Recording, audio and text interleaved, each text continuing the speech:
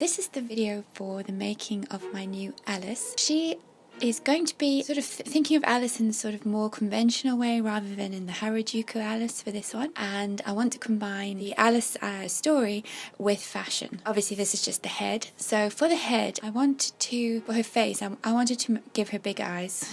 Always a quest for big eyes. Not always, but often. So I suppose that was the main thing I was focusing on. And I also wanted her to have what I hope is a sort of innocent face. Give her a slight smile. Apart from that, I used a clay mix that was slightly more of the Cernit than the last one I did, but still not a 50-50 mix, and I'm actually quite pleased with how this mix is going. I used more of the rose FIMO, so it's got more of a pinkish tone to it than the last one that I did. I can't remember the exact proportions I used in the clay mix.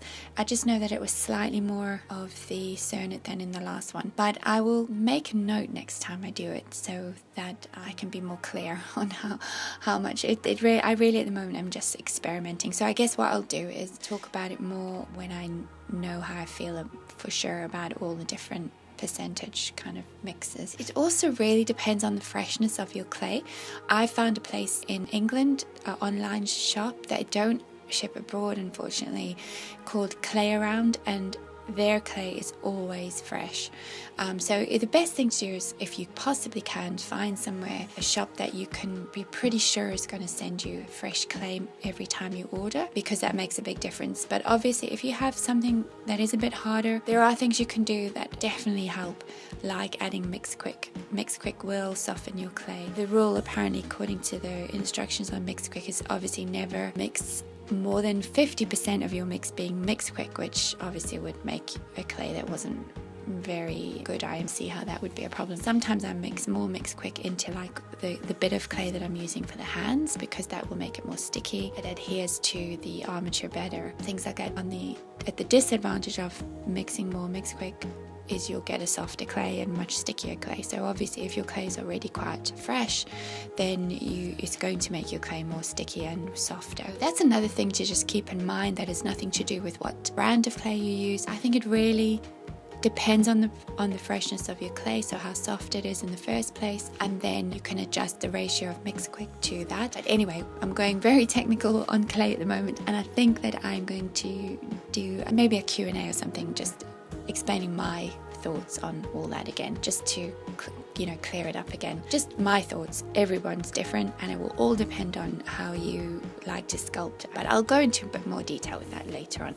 So with this one, I wanted her makeup to be much more natural, so yeah, just bringing out her eyes as much as possible. I started out with her eyebrows being a little bit more narrow, and then I sort of made them a little bit thicker. I think it's probably the fashion of the moment that bigger eyebrows are more in fashion now, so whenever I do that I always like the look better than I did before. But it was actually quite a change for me, being I suppose kind of older, you sort of used to the thinner eyebrows. It's actually quite a change to sort of make them fuller. She will be looking to the side, obviously, as clear in the film. So she's looking to the side, and she's going to be holding a paintbrush, which was quite exciting. I really want to make paint look like it's splashing more. So it's kind of trying to figure out ways to defy gravity and make something look like it's sort of splashing. So I really think I should go into that a lot more than I have so far and see what else I can do with it.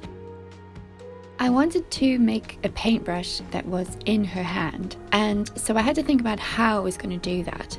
And what I came up with was to sculpt the paintbrush first. So I've basically painted the whole paintbrush first, but had a little piece of wire that I built into the armature of the paintbrush. So basically the armature of the paintbrush is a wire that sort of loops around at the bottom of a thicker wire, but not that thick. Obviously it's probably only about maybe 1 millimeter thick, maybe a little bit more. And then around that wire I then wound a very thin wire that's almost as thin as a thread, a sewing thread. But then when you build the clay on top of it, that wire is still sticking out, and then that little wire, that little thread of a wire, can be wound around the hand so that the hand gets kind of fastened to the paintbrush. So all of the work on the paintbrush gets done first, and then the wire gets attached to the hand before you then start to sculpt the hand on top. But for this one as well, I think there was only one wire I left in for a finger. I'm not even sure if I did leave a wire in for the finger. I might not have. It might have been that there wasn't even a wire in the first finger. I think maybe I left all the wires out. So normally I would put a wire through each finger, make sure that each finger has a wire. And I do that as a rule for every figure if it is just going to be a hand on its own, not attached to anything. But what I found is if a hand is going to be holding something or touching a part of their own body or something like that, if you have a wire in there, it sort of springs the hand away from whatever it's supposed to be touching, and then it just doesn't look natural. It looks very posed, and because it's like slightly away instead of very comfortably sitting on whatever it's supposed to sit on. And in this case it was gripping the paintbrush, so those fingers had to really be quite soft and malleable that you could sculpt them to the paintbrush. So that's how I did that. Then moving on to her body, I always use a sculpting stand. It's very, very helpful. You can then use both your hands. I like to apply small pieces of clay so I don't put too much on at once, and try to, wherever possible, do it the same on both sides. So try to add the same amount of clay on both sides at the same points so that I can keep it as symmetrical as possible. I use a nut at the back built into the armature to be able to attach the armature stand to her body, and that keeps the sculpture really firm. You can sort of set it in a pose and then it will hold that pose as long as the tube that you've got in the leg is attached to a rod. So I have like a base that is just a very basic base that has a rod in it, and I attach the tube to the rod so that she's standing and being held at the bottom. And obviously you have to make sure that that base that you've got on the bottom of the stand is also secured so that it doesn't move around. And then with the armature at the back, it holds the pose quite well, and I try to sculpt as much of the body in the first phase as I possibly can. So in a standing pose like this, you haven't got little areas that you have to get into. Sometimes if you've got a pose where the figure is bent and it's very hard to get into small areas, then it is much easier to sculpt till you feel like you've got to a point where if you do any more, you're going to mess up what you've already done. And then you have to smooth that area, whatever it is. Like maybe it's just the torso that you've been able to sculpt, and maybe the legs are pulled up against the body, in which case you probably only sculpt the torso to begin with. Bake it, smooth it obviously because you don't want it to be a mess. Smooth it, get it to baking standard, bake it, and then come back and work again, because then you can hold the areas that have been baked and work on the other areas. But in this particular sculpture, she's standing, her legs are apart, you can pretty much reach everywhere. So what I did was I tried to sculpt as far as I could, which basically meant I sculpted her arms, her legs, her body all in one go. The more you can have of raw clay, the easier it is to be able to adjust your pose. Otherwise, sometimes you can find you sculpt something a certain way, and then sometimes you actually have to scrape away some of the baked clay to fix the pose if it's not quite what you thought it was going to be. I like these kind of poses. They're very simple, they're easy to work with. You can focus a lot on anatomy and not worry too much about the complication of a pose that is complicated. Once I've got to a certain point where a lot of it is sculpted, even sometimes just within the getting clay to attach to itself, so adding little bits of clay symmetrically as possible all the way along to build up the body, you have to then blend that clay into the larger amount of clay that's already on the body. I use that with my tool, sometimes my metal tool, just doing sort of cross-hatching. And sometimes I also use a tool that I made myself. It's a wire. So the wire is wrapped with a thinner wire, so it gives it kind of teeth, and then folded over and baked into a old piece of clay. And it gives you a loop tool with sort of teeth on it. And that can be very helpful with blending pieces of clay into the body. So the mass of clay, blending new pieces of clay into that. So that's what I do a lot. With this pose, I wanted her to have a bit of a pop on the one side, so getting that sort of movement in the body. So even though it's quite a static pose in a way, I wanted her to sort of have her hips pop to the one side. That can be quite difficult sometimes. I actually find that quite difficult to do, and I can't always get that exactly right when I'm doing the wire armature. I have to sometimes adjust that later on, and that's another reason why working on the body as a whole, as much of it as possible staying raw, is really helpful to me.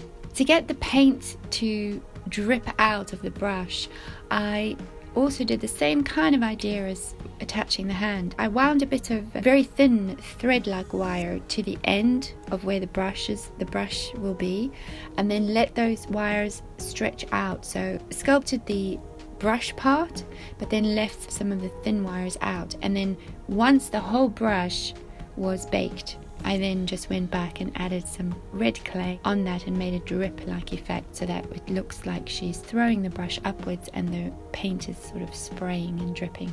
I use mineral spirit, or sometimes called white spirit, to smooth out my figures. A lot of people do use an oil. I did in the beginning, but I found that oils don't dry as fast, and so you can smooth your figure and then it's sticky for a long time, and I don't like that. And then I found alcohol is a little bit drying. It dries a little bit too fast and oil dries a little bit too slow. But I found that mineral spirit, although it can be a bit smelly, so it's best to get one that's low odor, but I found that that's the best. You'll be able to smooth your figure quite well, but then it also dries fast enough to be able to go back and work on it quite soon afterwards. It becomes less sticky quite quickly. For clothing, I really enjoy sculpting clothing. Would love to get better at doing fabric clothing, but at the moment my favorite thing is to do sculpted clothing, and I usually do this after I have baked the figure so that everything else is solid. I can hold the figure while I'm doing clothing because the arms and legs are all baked. It gives you the best effect, I feel, because you can mimic the weight of the cloth, whereas obviously if you use a fabric for a small figure, it's only a small piece of fabric. It's not going to have the same weight that a full-scale fabric would have, so it's quite nice. You can get that sort of idea of weight when you do clay. So a lot of the time I do sculpt the clothing. And yeah, I decided to give her blue tights because why not? And for the tights, it wasn't worth putting any clay on because that would make her legs too fat. It would look bulky. So I just painted straight onto the legs to give the impression of tights. I always use Genesis heat set paint for my figures. That it is by far, in my experience, the best paint to use. It's an oil paint, but it bakes in the oven. You can set it temporarily, or not. It's not temporarily, but it's just not as well set if you just use an embossing gun or a heat gun to set the paint. You have to still, at the very end, when you're finished all your painting, I find that you do need to still bake it in the oven for 15 minutes, just on a 115, 130, that kind of temperature, which is basically the same as what your clay would bake at. And it goes from looking powdery to looking really glossy. The colors become more intense and it feels very set into the clay. It doesn't feel like it's on the surface anymore. It feels like it's really set in. I think it's so much nicer than using acrylics. I mean, I know a lot of people do use acrylics. I just have never really got into using acrylics myself. I also love the fact that when you're using it, because it doesn't actually set until you bake it or apply any kind of heat, you can move it around. You can make a mistake and take it off using some mineral spirit, and it doesn't feel like what you've done is got to be perfectly right straight away, or you lose your chance to change it. I was inspired for this figure from a headband that my daughter had needed for I think it was something to do with school a very long time ago, so I can't really remember, but we made the headband where it had roses and half of the roses on the headband were painted with red because it was to do with Alice. It might have been a ballet thing actually. That was where the inspiration came to create a shirt that had roses that were half painted on it. I think the base is self-explanatory really. I just use, a lot of the time I just use clay I get some very basic wooden bases, and then I just use clay to do whatever I want to do. In this particular one I wanted to do a chessboard. And for the eyelashes I use real fake eyelashes, human fake eyelashes, and I just cut off the ends and apply them one by one, which can be quite a fiddly job. Use tacky glue, which I find the most effective. We have to be really careful, use a tiny brush. It's quite a fiddly job, yeah. So, and also magnifiers help a great deal with applying eyelashes. And then for the hair, I decided to use mohair. Mohair I find does not comply very easily, and so you have to use quite a strong glue. It's bouncy. I wanted curly hair though, so I used the mohair. I curled it using a knitting needle and heated it up and wound the hair around so that she had ringlets. And then I applied it to the head using some Fabri-Tac glue. Fabri-Tac is just stronger. It's stronger than a tacky glue. It dries quickly and will keep the mohair where you place it.